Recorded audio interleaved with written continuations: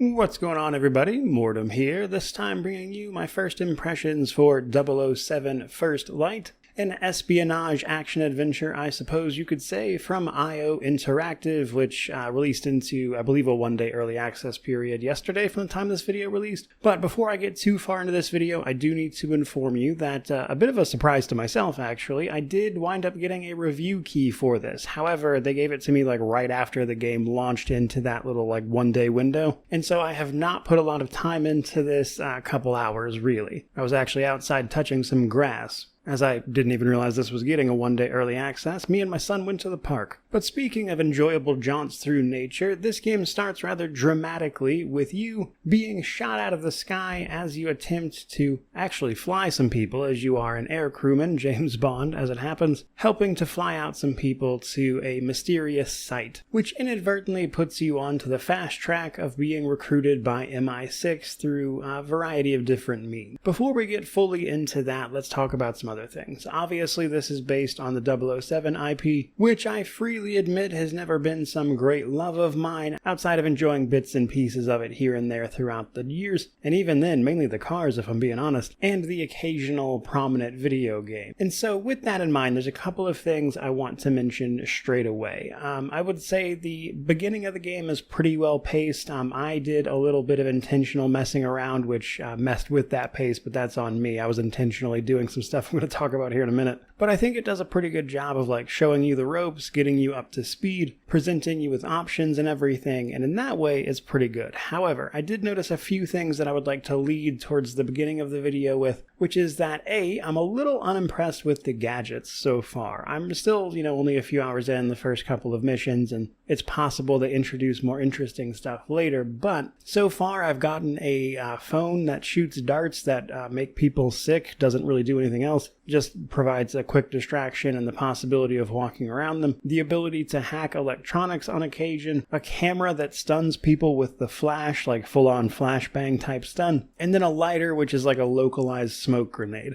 And while I enjoyed the rest of the game, again, just the kind of mediocre gadgets, if I'm being honest, have been a little unimpressive. I'm hoping right away that gets better over the course of the game. I believe there's more to come there, but the initial showing is less than impressive, to be frank. But then there's the other thing I wanted to talk about. So this is just me, and it doesn't come up a ton because I don't play a lot of games where it does come up. And I do want to preface this, but this is in no way a knock against the game. It's just a weird compulsion of mine. Anytime a game starts with a QTE thing or where you have to press some generic move ability, I get the overwhelming urge to just not do that, just to see what happens, because obviously they want you to play the game. And so usually what happens is one of three things. One, nothing. Sometimes the game will literally just hang there until you do the thing. B, the QTE just fails and the game either continues onward as if it had succeeded anyway, or on extremely rare occasion, it will give you a mission failed situation.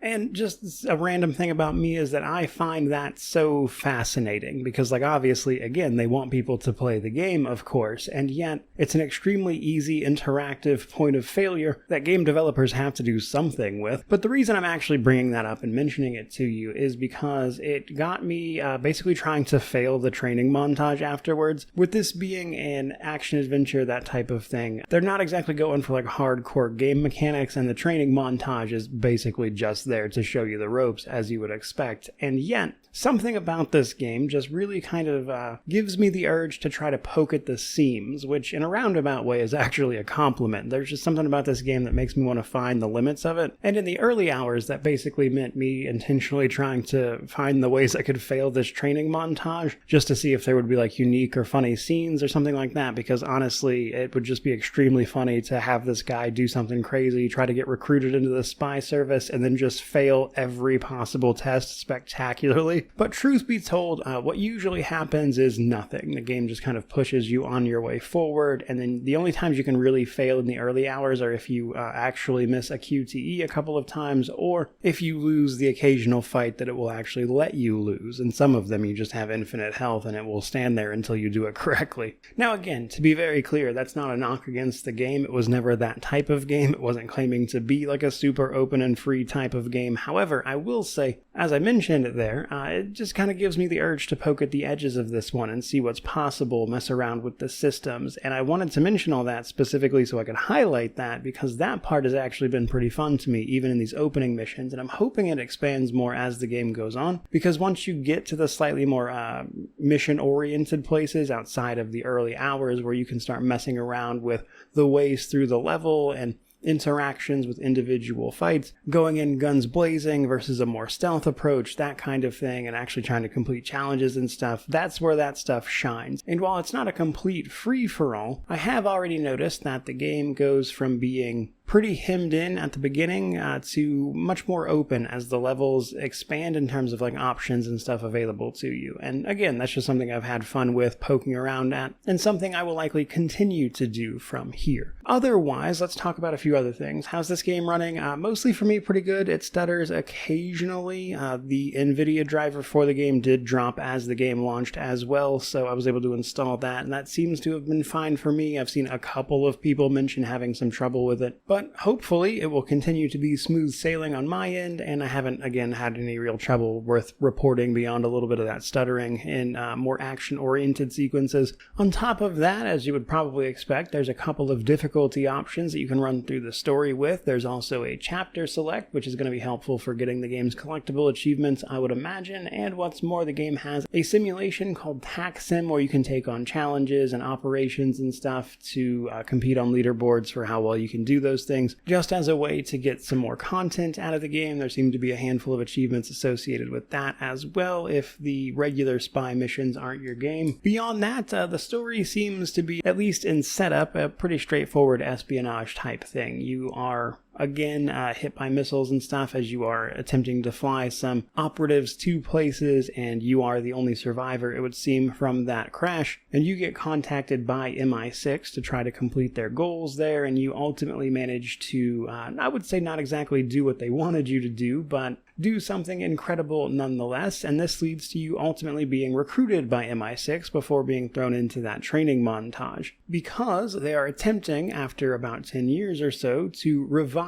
the 00 program and basically bring a human element back to what has largely been digitalized spying up to this point. I will say it seems to be trying to hit the big tropes and everything of things I've seen across the movies and media about 007, trying to hit the big highlights, that kind of stuff. And then there's a bunch of really over-the-top action sequences, as you would expect from this type of the game. They have been fun, though. Again, I think a lot of that is presented in a pretty great way, which seems to be landing with most people as well. But we are certainly off to a good start. When it comes to the missions and how you go about solving problems in between those action sequences, you can definitely tell this is made by the people who made Hitman. A lot of it shares a lot of that DNA, as you would probably expect, and to be fair, it does fit here, as many of the options you have through getting through individual problems are basically social engineering, just straight up stealth, or a guns blazing approach. The guns blazing approach is not always the best option, but it is a funny one at times. So far, the guns feel pretty good to use. The actual unarmed hand-to-hand combat feels a little over the top for me. It uses a pretty simple parry and grapple system that isn't complicated to wrap your head around. But I will say what has been interesting in that regard so far is that the couple of early missions I've been through outside of the initial starting training stuff, the game seems to be almost linear in how you move through individual levels. And what I mean by that is there are objectives you have to complete before the next thing opens up. So I noticed in this big initial area that you find yourself in, as I was just running around and exploring the map more generally, there was a very clear, you could definitely travel through here, and yet there was seemingly no way to do so. And so eventually I just turned back around and started doing other stuff, and you get to a point where you clear an objective and suddenly the next little area opens up. And so while some of these areas are more open to methods of navigation, let's call it, disguises, tricking people, just stealth, guns, gadgets, that kind of thing, there are certain things that you have to do before the level will let you move on and fully fully explore to your heart's content, and in that sense, it's been a little more linear and on rails than I necessarily would have expected, and I'm curious to see how that changes throughout the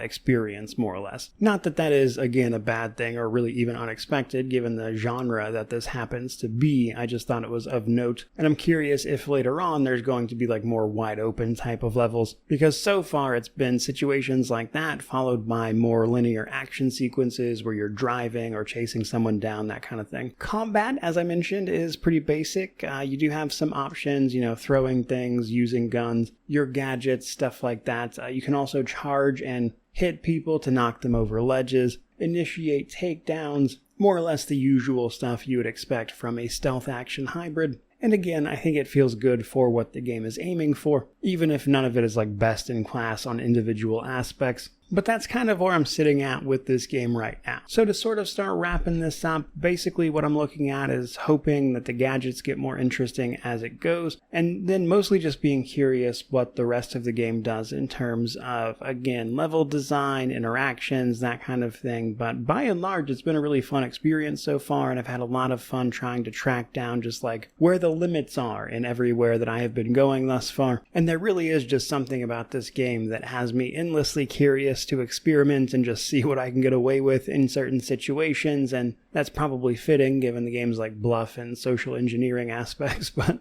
it certainly has me excited to play more of it. It's been a good time so far. In terms of the review, from what I understand, the story is pretty short, and then none of the achievements look particularly difficult outside of collectible stuff that people will likely have figured out by the time I get to them, given the sort of late start that I got here. So I would imagine I'll probably have this done by this weekend, but we'll see what happens. So if you're looking forward to that review, or you simply enjoyed this video, by all means, like, comment, subscribe, all that YouTube jazz, stick around for a little while. But regardless of any of that, truly, just thank you so much for watching. I really do appreciate it. May you wander in wisdom and have an amazing day.